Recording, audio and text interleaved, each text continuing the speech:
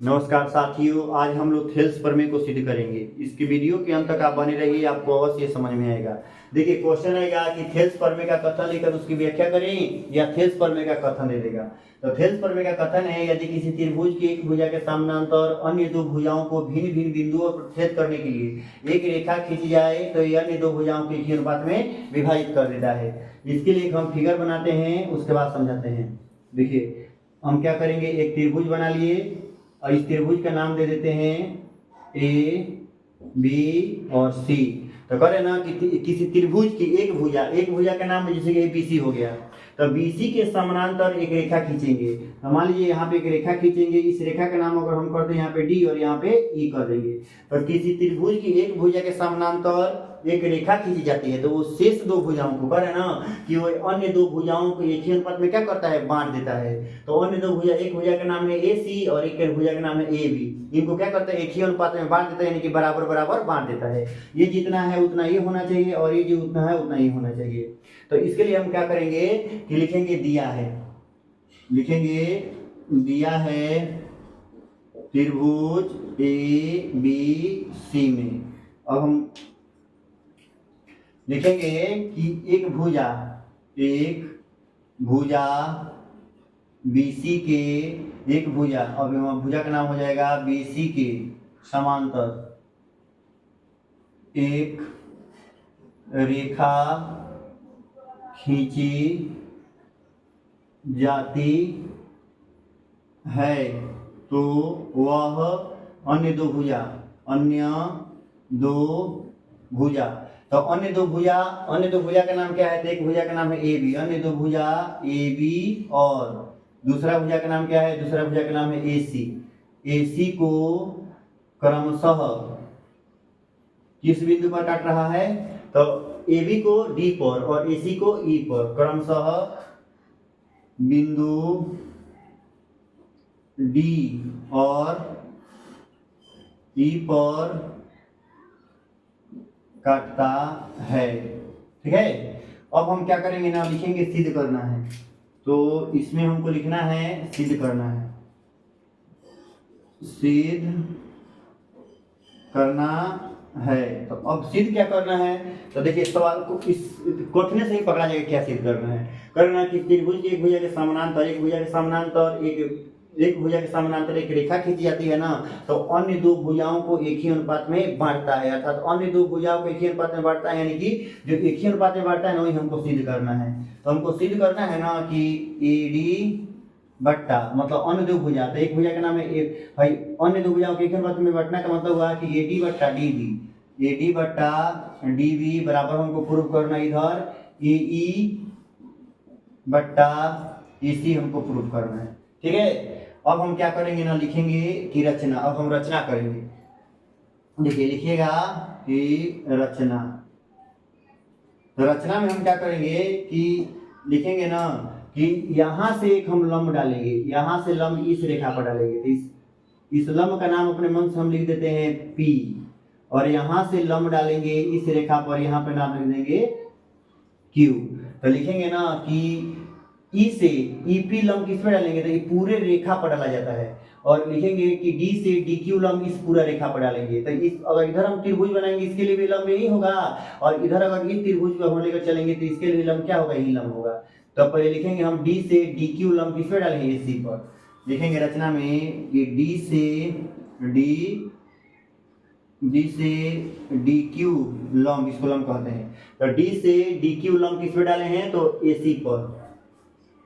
ए सी पर डाला, तथा अब ई से लिखेंगे कि ई से ई और पी, ए पी लंब किस पे डाले हैं, तो ए बी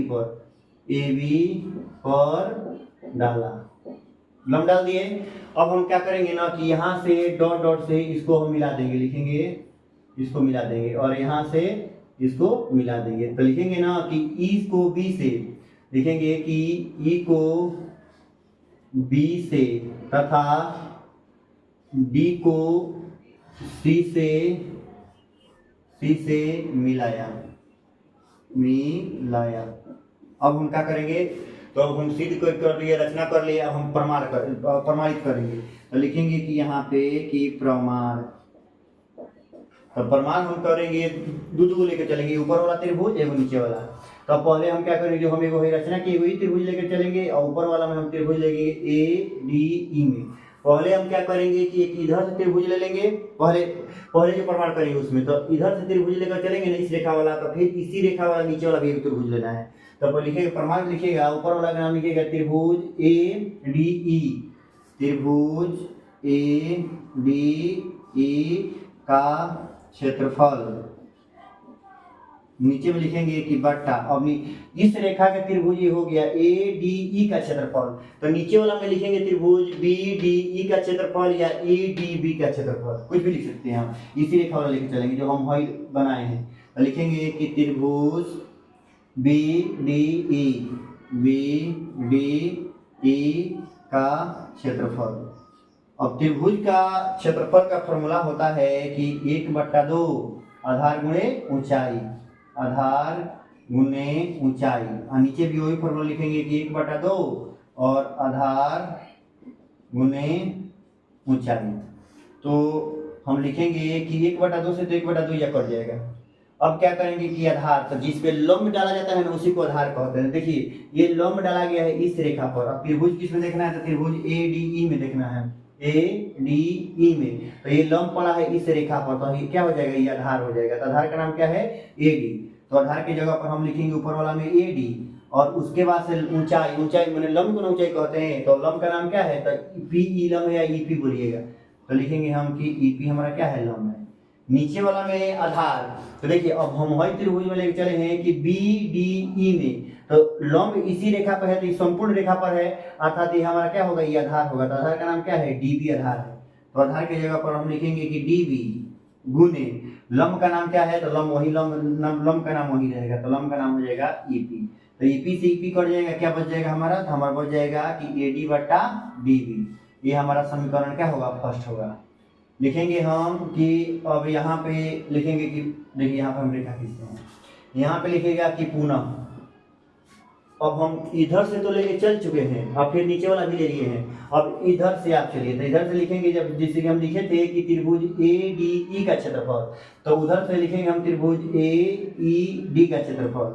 लिखेंगे कि त्रिभुज ए ई डी का क्षेत्रफल, और बट्टा में हम लिखेंगे कि त्रिभुज, जब हम इधर से लेके चले थे त्रिभुज ए डी ई का क्षेत्रफल, और नीचे में लिखे थे त्रिभुज बी डी ई का क्षेत्रफल, हम अब इस त्रिभुज में लेके चले हैं कि त्रिभुज ए ई डी का क्षेत्रफल। तो नीचे वाला हम देखिए पहले एक त्रिभुज बन चुका था, ये त्रिभुज बना के इसको ले लिए हैं। अब इधर अगर हम इस रेखा पर देखेंगे तो एगो सी है, एगो ई है, एगो डी से बन रहा है, यानी कि सी डी ई भी बोल सकते हैं या सी ई डी भी बोल सकते हैं, ठीक है।